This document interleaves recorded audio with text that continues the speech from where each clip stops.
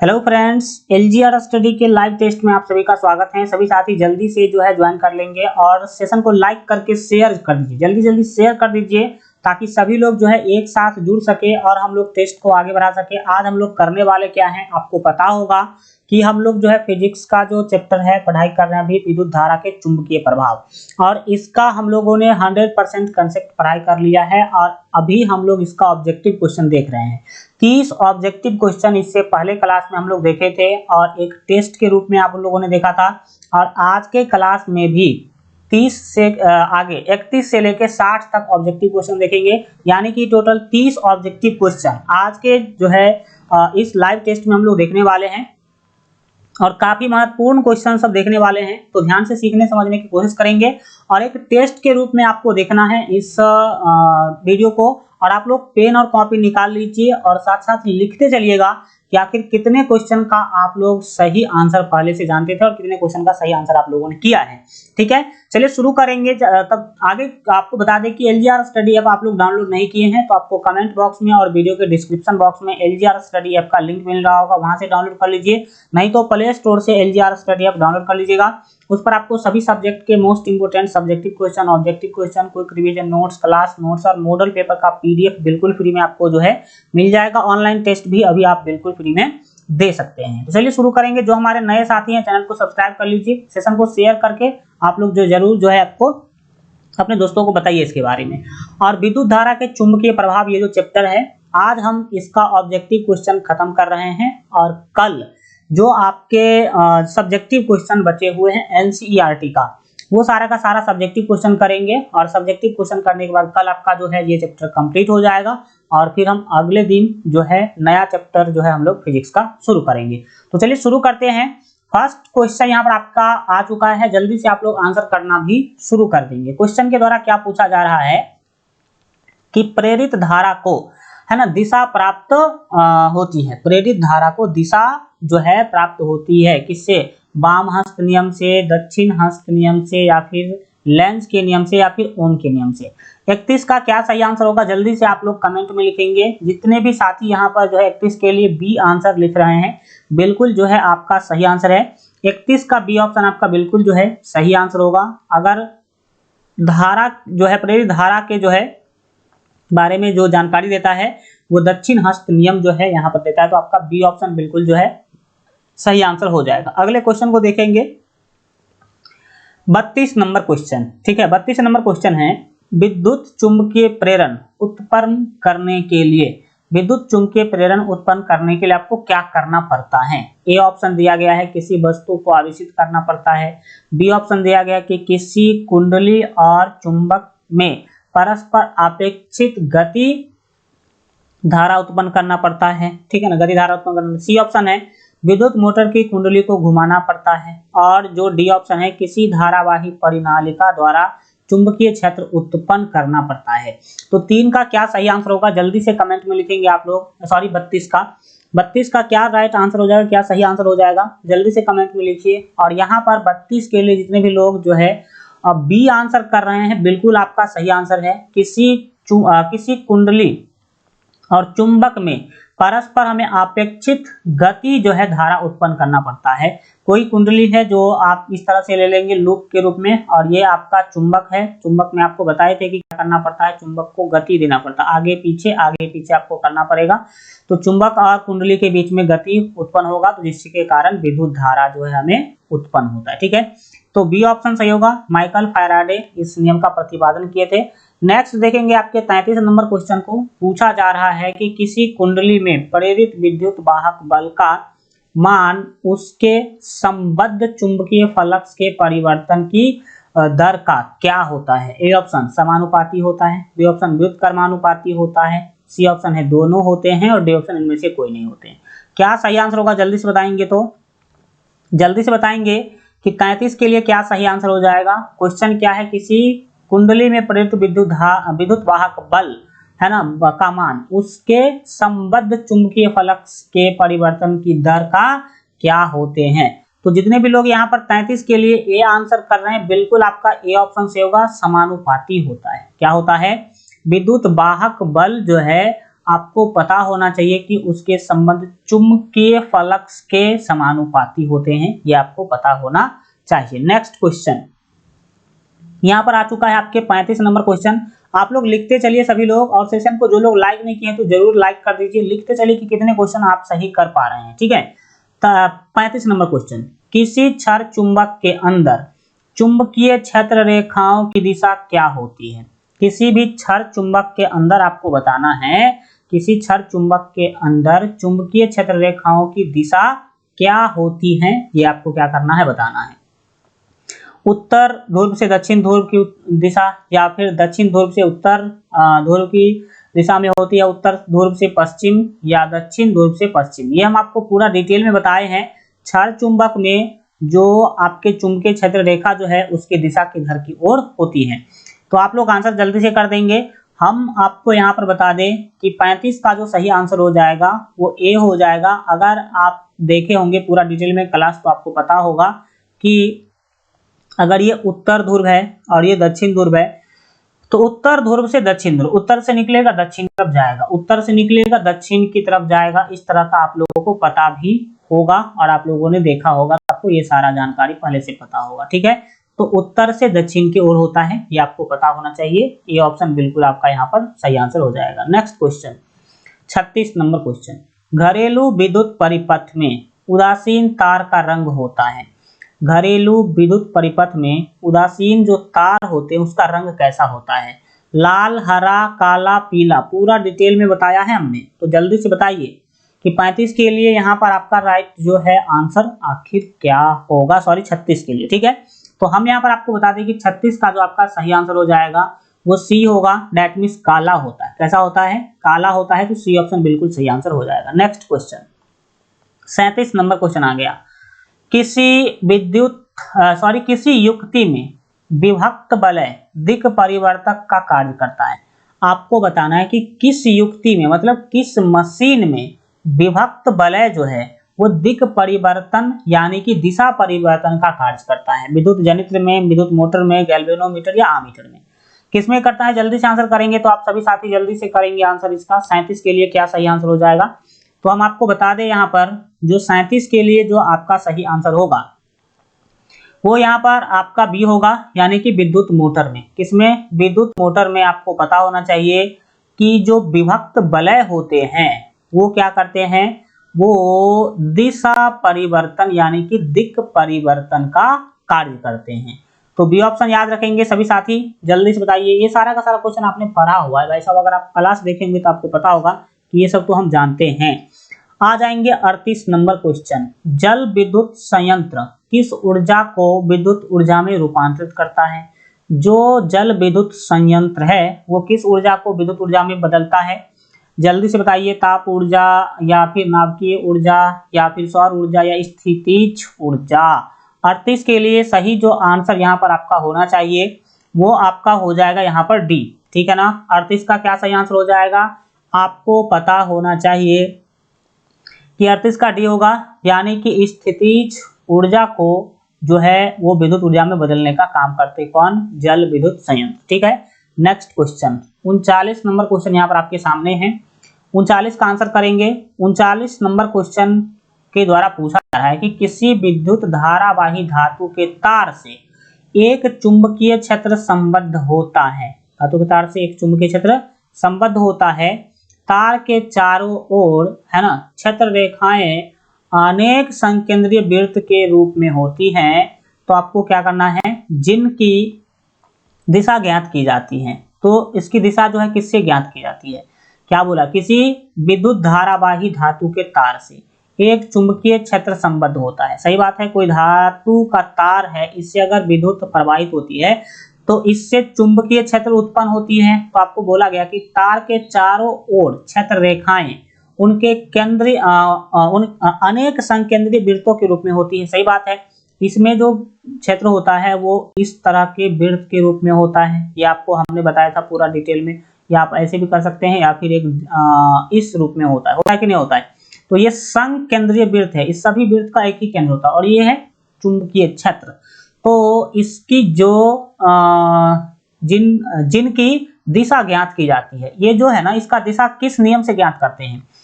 दक्षिण हस्त अंगुष्ठ नियम के द्वारा, या फिर वाम हस्त नियम के द्वारा, दोनों के द्वारा, या इनमें से कोई नहीं? क्या सही आंसर होगा 39 के लिए? जल्दी से बताएंगे तो आप लोग। तो 39 का हम आपको बता दें कि 39 के लिए जो आपका सही आंसर हो जाना चाहिए वो ए होना चाहिए। आपको पता होना चाहिए दक्षिण हस्त अंगुष्ठ नियम के द्वारा। दक्षिण हस्त अंगुष्ठ नियम क्या कहता है कि अगर आप किसी तार को अपनी मुट्ठी में पकड़ते हैं और अंगूठा अगर धारा के दिशा को दिखा रहा है तो बाकी चारों उंगली जो है आपको वो चुंबकीय क्षेत्र के दिशा को दिखलाता है, जो कि तार के चारों तरफ लिपटा हुआ होता है गोल रूप में, ठीक है ना।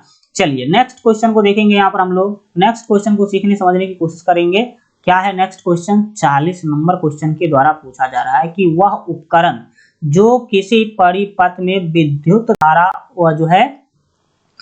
धारा की उपस्थिति संसूचित करता है उसे कहते हैं।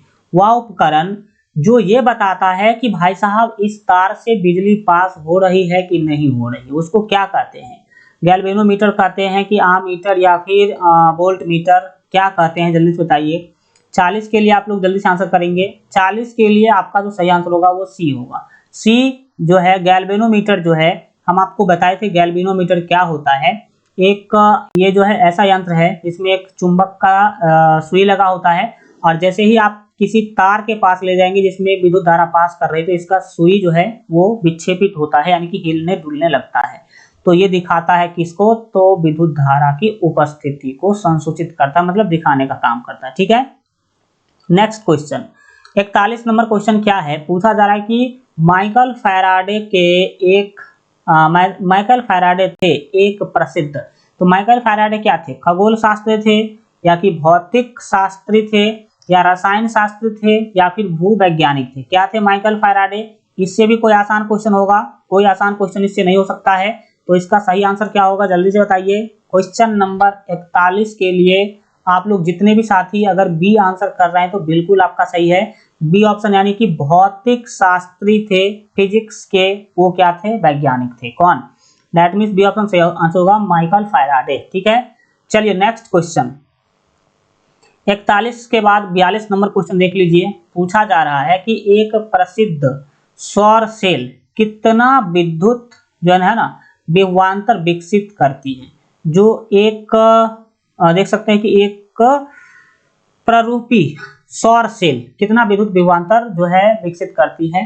तो जो सौर सेल होते हैं वो कितना से कितना वोल्ट आपको दे सकती है, वो आपको सिंपली बताना। अपनी भाषा में अगर देखें तो ये आपको बताना है। तो 42 के लिए आपका जो सही आंसर हो जाएगा वो ए होगा। 0.5 से 1 वोल्ट तक ही कोई भी सौर सेल आपको जो है विद्युत विभवांतर दे सकती है, विकसित कर सकती है, ठीक है। नेक्स्ट क्वेश्चन यहाँ पर देखेंगे आपके 43 नंबर क्वेश्चन को। क्या है क्वेश्चन? पूछा जा रहा है कि जब कुंडली को गति की दिशा जब कुंडली को गति की दिशा चुंबकीय क्षेत्र की दिशा के लंबवत होती है तब कुंडली में उत्पन्न प्रेरित धारा होती है। तो अधिकतम या फिर न्यूनतम, या कभी कम कभी अधिक, या इनमें से कोई नहीं? क्या होगा 43 के लिए सही आंसर? तो 43 के लिए सी ऑप्शन ही आपका बिल्कुल सही है, क्योंकि इसमें कभी अधिक होता है और कभी कम होता है। तो ये आप याद रखने की जो है कोशिश करेंगे। नेक्स्ट क्वेश्चन देखेंगे 44 नंबर क्वेश्चन के द्वारा पूछा जा रहा है कि ऐसी विद्युत धारा जो समान काल अंतराल के पश्चात अपनी दिशा में परिवर्तन कर लेती हैं उसे कहते हैं। अरे भैया देखो बताए थे, दो प्रकार के विद्युत धारा होते हैं, एक होते हैं प्रत्यावर्ती धारा और एक होता है दिष्ट धारा। तो दिष्ट धारा को डीसी करंट बोलते हैं और प्रत्यावर्ती धारा को एसी करंट बोलते हैं। डीसी करंट डायरेक्ट फॉलो करता है, ये अपने दिशा में परिवर्तन नहीं करता है, लेकिन एसी करंट के बारे में बताए थे कि टाइम के साथ ये ऊपर नीचे अपने दिशा को क्या करते रहता है? बदलता रहता है। तो यहाँ पर तो वही पूछा गया है कि ऐसी विद्युत धारा जो समान काल अंतराल के पश्चात अपनी दिशा में परिवर्तन कर लेती है उसे क्या कहते हैं? क्या कहते हैं जल्दी से बताएंगे। अब तो इतना हिंट्स भी हमने दे दिया है। तो 44 के लिए जो यहाँ पर आपका सही आंसर जो है हो जाएगा वो आपका बी होगा, प्रत्यावर्ती धारा। दैट मीन्स एसी करंट देख सकते हैं दिशा में परिवर्तन कर रहा है समय के साथ, ठीक है। नेक्स्ट क्वेश्चन 45 नंबर क्वेश्चन, जो कि आपको पढ़ाया लिखाया गया था बहुत ही अच्छा तरीका से, ठीक है ना। तो आ जाओ और बताइए कि भाई साहब आखिर इसका क्या राइट आंसर होना चाहिए। क्वेश्चन क्या है, भारत में उत्पादित प्रत्यावर्ती विद्युत धारा की आवृत्ति होती है। तो भारत में जो प्रत्यावर्ती विद्युत धारा है उसका आवृत्ति कितना हर्ट्ज होता है, ठीक है, ये बताना है। जल्द से लिखेंगे तो 45 के लिए अगर सही आंसर देखा जाए तो 45 का जो आपका सही आंसर हो जाएगा वो ए होगा, यानी कि 50 हर्ट्ज। कितना हर्ट्ज? 50 हर्ट्ज, ठीक है। चलिए नेक्स्ट क्वेश्चन। आगे बढ़ने से पहले आपको बता, अभी जो हम लोग 15 क्वेश्चन और करने वाले हैं, तो काफी ध्यान से सीखने समझने की कोशिश कीजिएगा। आगे बढ़ने से एक महत्वपूर्ण जानकारी आगे बढ़ने से पहले मैं आपको दे दूं अनअकैडमी कॉम्बैट के बारे में। अनअकैडमी कॉम्बैट क्या है?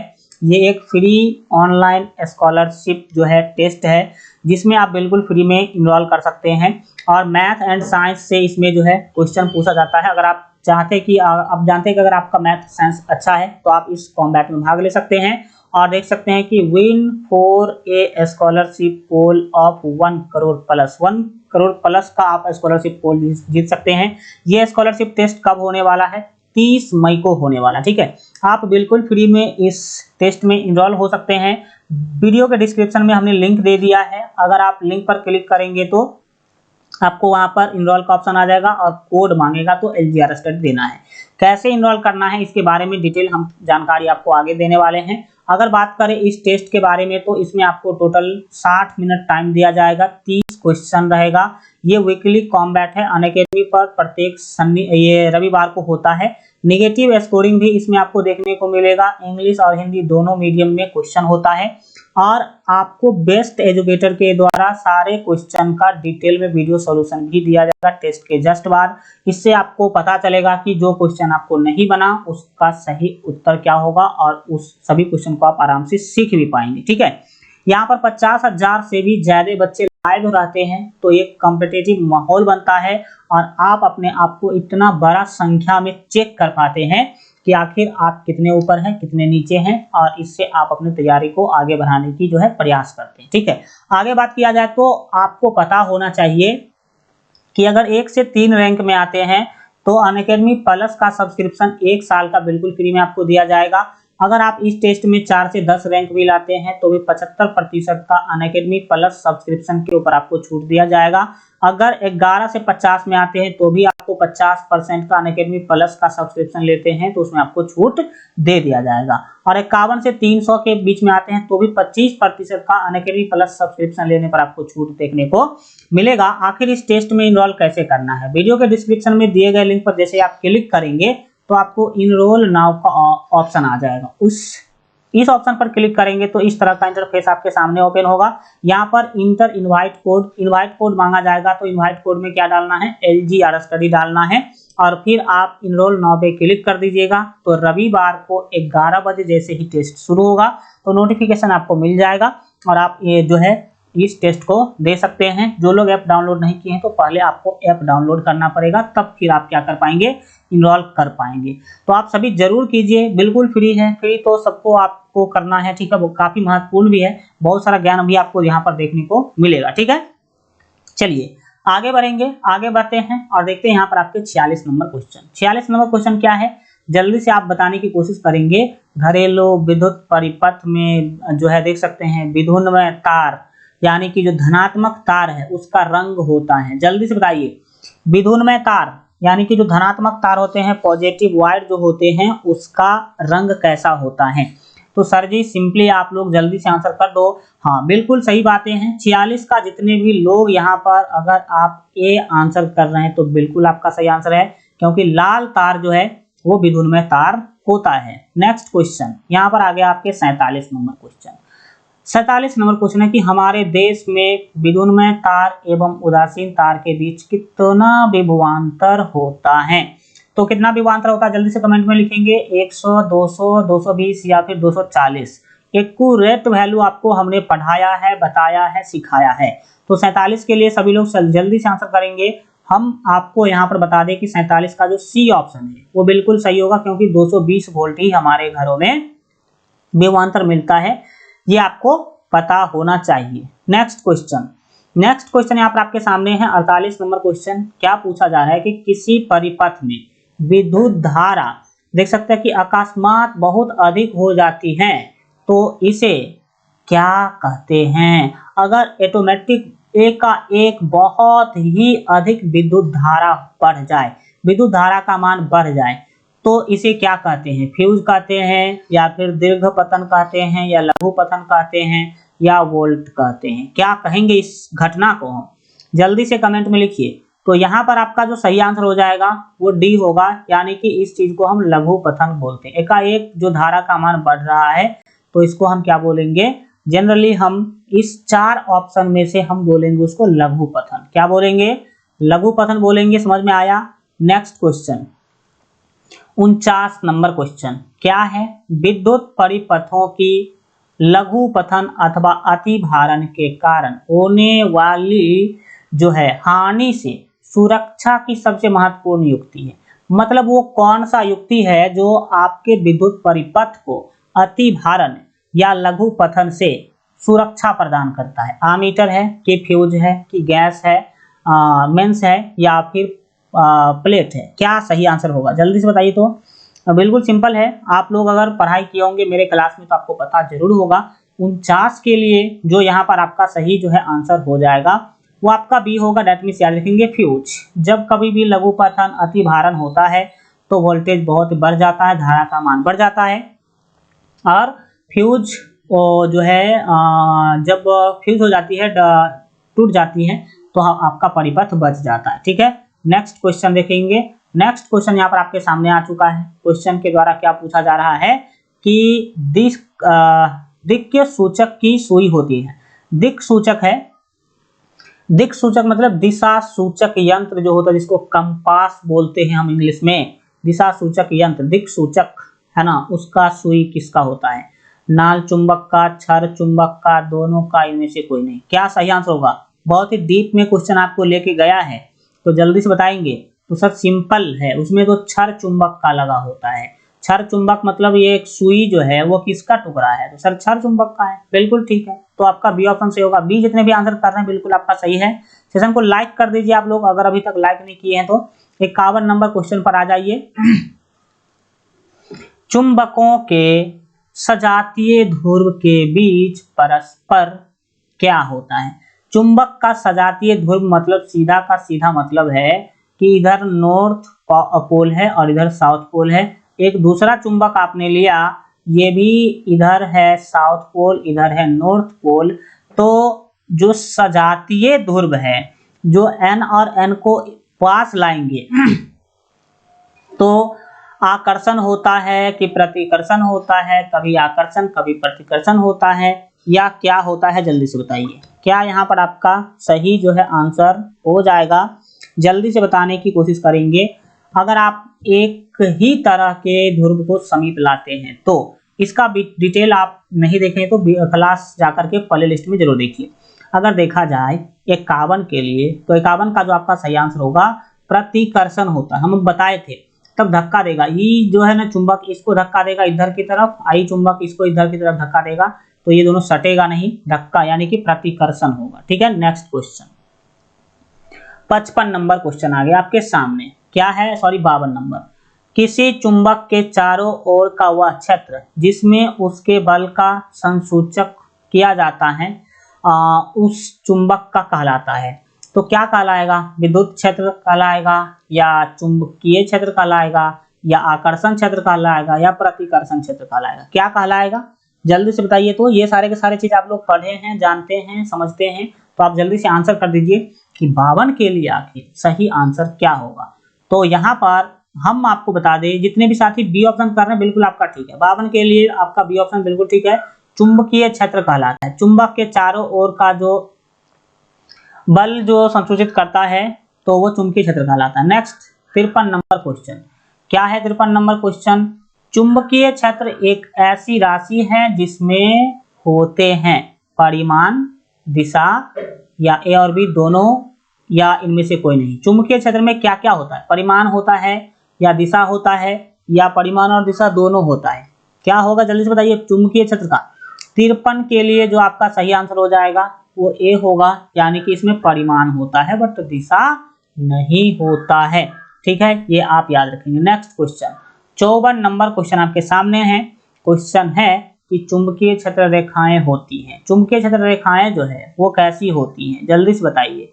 तो बोलेंगे सर खुली वक्र है या बंद वक्र है या आयताकार होती है, त्रिभुजाकार होती है, क्या होती है, जल्दी से बताइए। तो कमेंट के अंदर जल्दी से लिखिए, जल्दी से लिखो भाई साहब। 54 का आपका बिल्कुल जो सही आंसर होगा वो बी होगा। आपको पता ना कि चुंबकीय क्षेत्र रेखाएं जो है वो एक बंद वक्र होती हैं। इस तरह से अगर आपका ये चुंबक है तो हमने बताया था कि पूरा ऐसे क्लोज होती हैं, ये बंद होती हैं, आपको पता होगा। नेक्स्ट क्वेश्चन 55 नंबर क्वेश्चन, जल्दी से 55 नंबर क्वेश्चन पर आ जाएंगे और इसका आंसर करने सीखने समझने की कोशिश करेंगे। क्या है, पास पास लिपटे विद्युत रोधी तांबे के तार की बेलन की आकृति की अनेक फेरों वाली कुंडली को कहते हैं।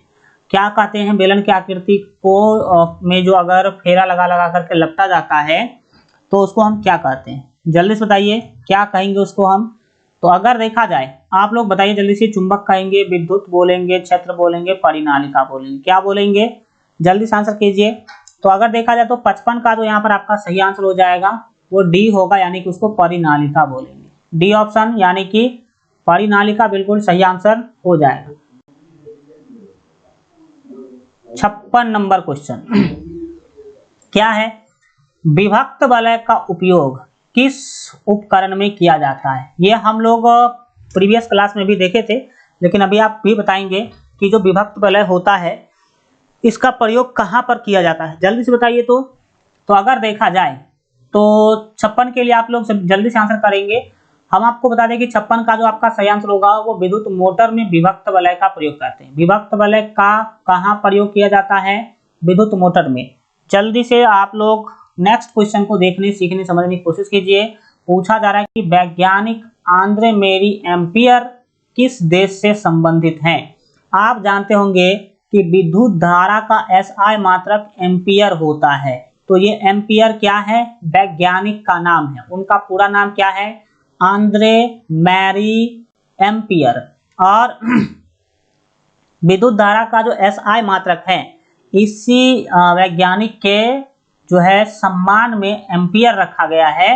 और आपको बताना है कि भाई साहब ये एम्पियर जो थे किस देश के थे, इंग्लैंड, फ्रांस, नीदरलैंड या भारत, कहाँ के रहने वाले थे, जल्दी से बताओ भाई साहब। तो आप बोलेंगे सर जी ये फ्रांस के रहने वाले थे। बी ऑप्शन जितने भी लोग कर रहे हैं बिल्कुल आपका सही आंसर है।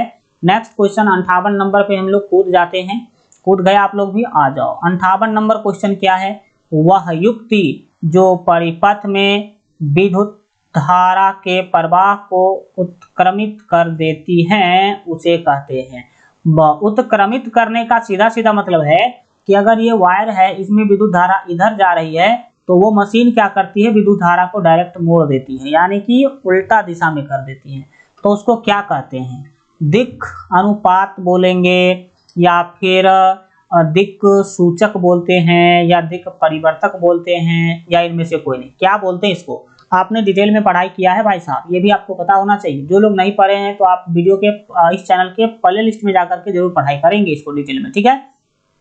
तो देखिए दिशा में परिवर्तन कर रहा है तो हम आपको बताए थे कि दिक् परिवर्तक कहलाएगा। ये क्या कहलाएगा, 58 के लिए सी ऑप्शन बिल्कुल सही होगा, दिक् परिवर्तक कहलाएगा। नेक्स्ट क्वेश्चन 59 नंबर क्वेश्चन क्या है, पूछा जा रहा है कि वह नर्म लोह क्रोड जिस पर कुंडली को लपेटा जाता है तथा कुंडली दोनों जो है मिलकर कहलाते हैं।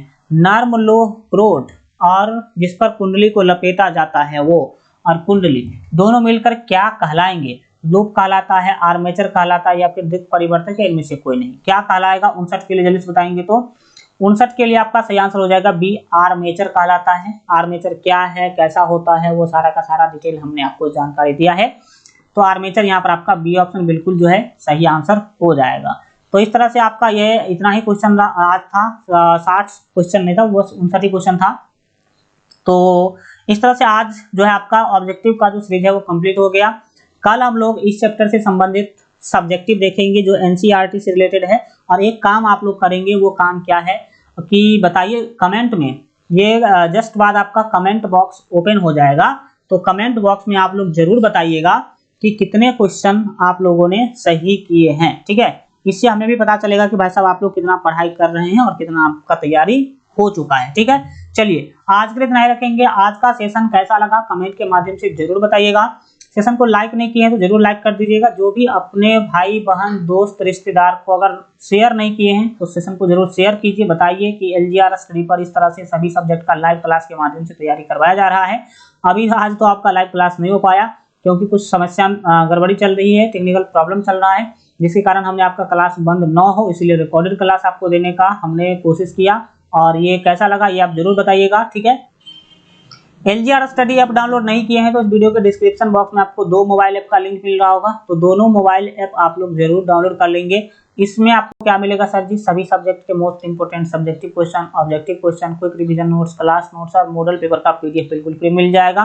टेलीग्राम जरूर ज्वाइन कर लीजिए, इस पर मैथ का सभी पीडीएफ दिया जाता है और सारा का सारा नोटिफिकेशन इसी पर आपको दिया जाएगा।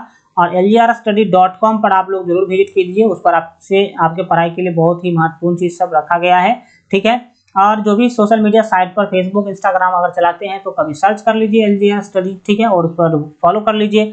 थैंक यू सो मच आप सभी को इतना देर तक बने रहने के लिए। मिलेंगे हम लोग कल की क्लास में, तब तक अपना ख्याल रखिए और एलजीआर स्टडी देखते रहिए।